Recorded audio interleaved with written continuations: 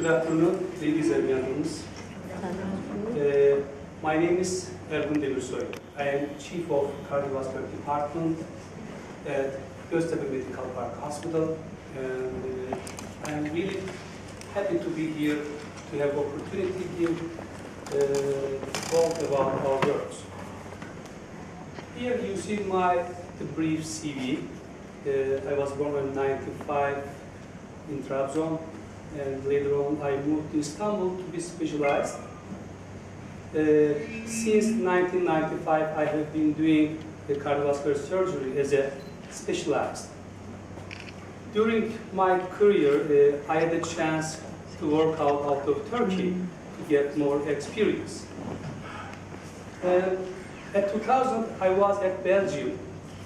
It was my first opportunity to have the work out of Turkey. At there, I had a chance to get experience, especially for minimally invasive surgery and robotic surgery over there.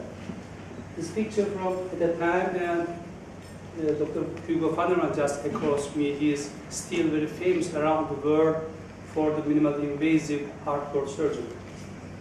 Later on, in 2006, I was at Mauritius Island. It was a voluntary mission over there. And it was an unforgettable lifetime adventure for me.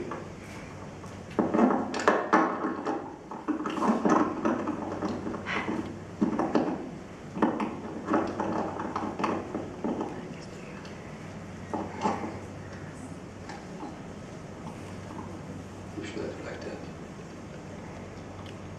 Or maybe this. Is it okay? It's good. Thank you so much. Later on, at 2007, I went to the University of Geneva, Switzerland, and also at there, I got experience. I worked on especially mitral repair.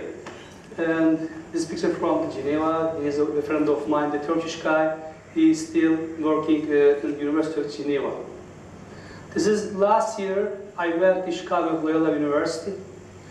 I went there for a training for just heart and lung transplantation program and ventricular assist devices. And when I was there, I had a chance to work really phenomenal surgeons. I would like to say something about our hospital. Just one for the Göztepe Medical Park. My friend talked about that other hospital. Our hospital has more than 300 patient beds, and also 12 operating rooms and 48 intensive care unit beds, and 150 physicians working in Göztepe Medical Park Hospital. Cardiac surgery has showed the rapid and extraordinary development in last 50 years. Every year, the thousands of open heart surgery are performed. I should say the special technology has contributed a lot to give the new dimension to practice of cardiovascular surgery. And I would like to give the short information about our team. We have 3 staff surgeons, and also there is 2 well-trained scrap nurses and also 2 perfusionists who manage cardiopulmonary machine during the open heart surgery. And we also have 1 patient coordinator and 1 patient admission coordinator. In this picture, me and my friends, you see there. This slide shows our patient profile. As you see, we have treated a number of cases comes from many countries. The number of our cases that we operate annually, more than 500 open heart surgery. Also, I would like to say something about our outpatient clinic. We have 3 outpatient clinics, and in this room contains many devices. Is used for the exam for different kind of venous and arterial disorders. Also, we have the 1 procedure room and safe lab, and we do some simple intervention over there without requiring the operating room. Yes, we have one angiography room, and this room is suitable for digital substructure angiography and also endovascular procedures as well. And this room directly connected to the hospital network system, and we have also regular basic backup is routine. Also, there is 10 patients beds for the post-procedural follow-up. Also, we have 2 operating rooms. These rooms is designed for. Should I change it? Or? Yeah, it's making noises. We have. Maybe it's your heartbeat. I don't know. This one. We have 2 operating rooms, which designed for just for cardiovascular surgery, and is larger than the other rooms. These rooms has the laminar flow and HEPA 4 filter, also independent temperature regulation and suitable endovascular procedure as well. Here you see a variety of our surgery as we perform. As you very well know, the cardiac surgery is divided 2 common sections. One of the adult cardiac surgery, other one is congenital cardiac surgery. I am especially interested in adult cardiac surgery. That's why I'm going to talk about the adult cardiac surgery here. As you see, as you understand, the coronary bypass surgery contains the big part of our practice.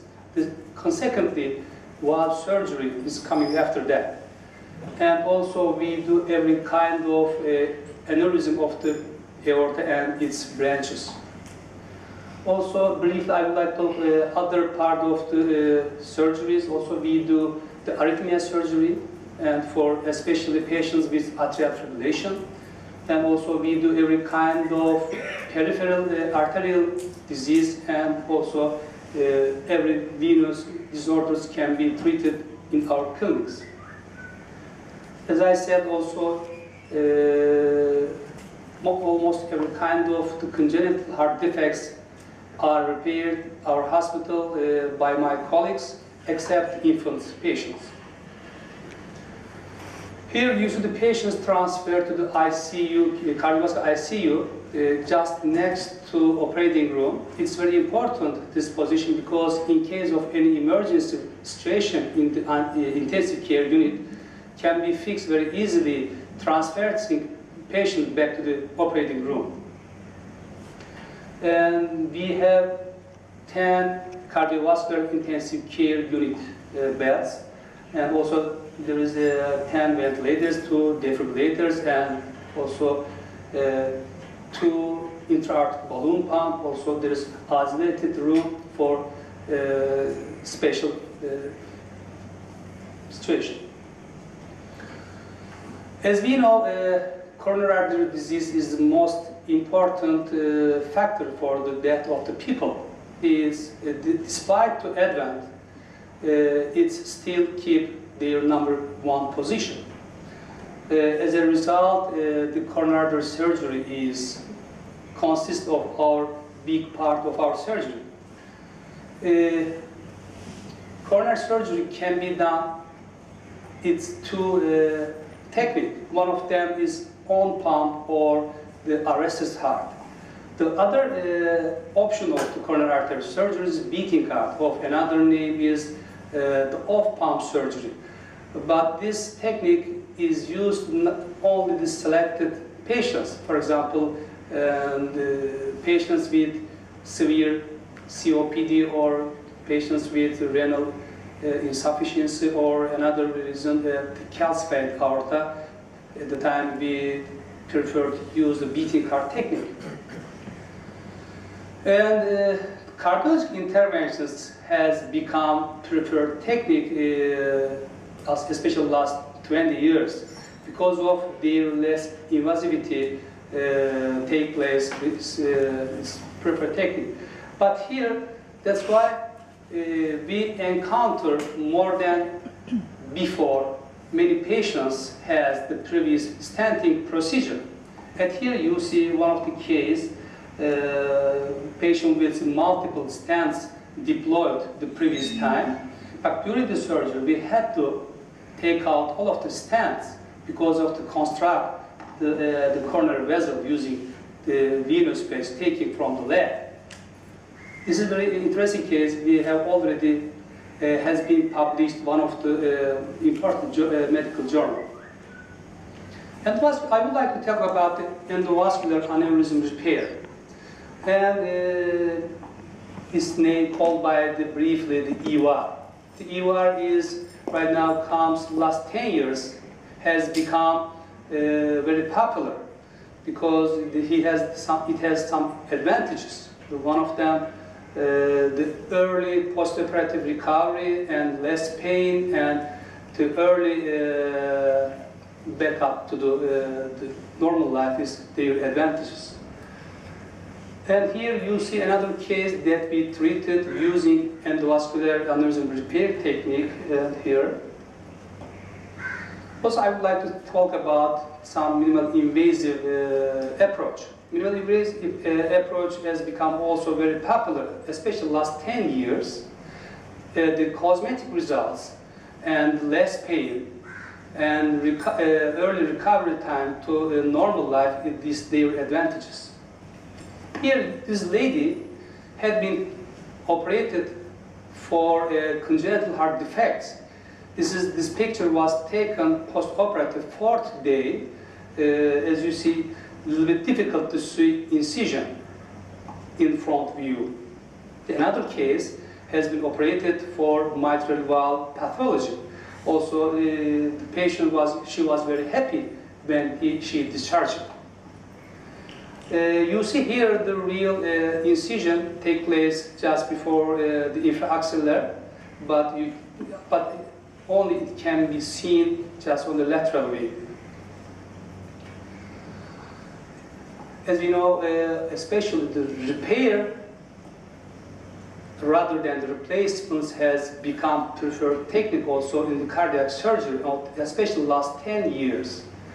Because avoiding the lifelong anticoagulant agents and avoiding its complication and protecting left ventricle function, their advantages. And here you see the tricuspid valve repair using with rigid partial annular ring. Another subject for our cardiac surgeries, aortic repair is a very complex surgery. Especially last 10 years, this become popular, and we have already started to use aortic valve surgery. Another part of our practice is peripheral arteriovascular disease.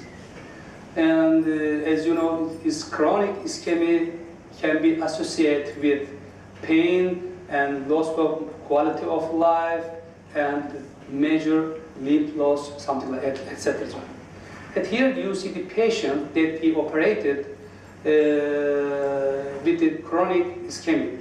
The patient had the amputation decision in another hospital. Afterwards, he had been referred to our hospital and operated him. But luckily, the patient saved the limbs after our surgery. Also, this is the femoral cross bypass here. This is one of the technique of the peripheral arterial revascularization. I wanted to show it because it also includes interest from my friends. As you see, the patient was a previous kidney transplant, and there was the iliac arterial occlusion. After this simple procedure, we saved the kidney. Also, we accept emergencies. Sometimes we encounter very interesting cases. This guy had a gunshot. Preoperatively, the CT scan showed us the bullet was taken just back of the heart and between a very dangerous place between esophagus and trachea. But during the surgery, we found the bullet freely inside the pericardial sac and without any harm the adjacent tissue. Also, it was a very interesting case. Also,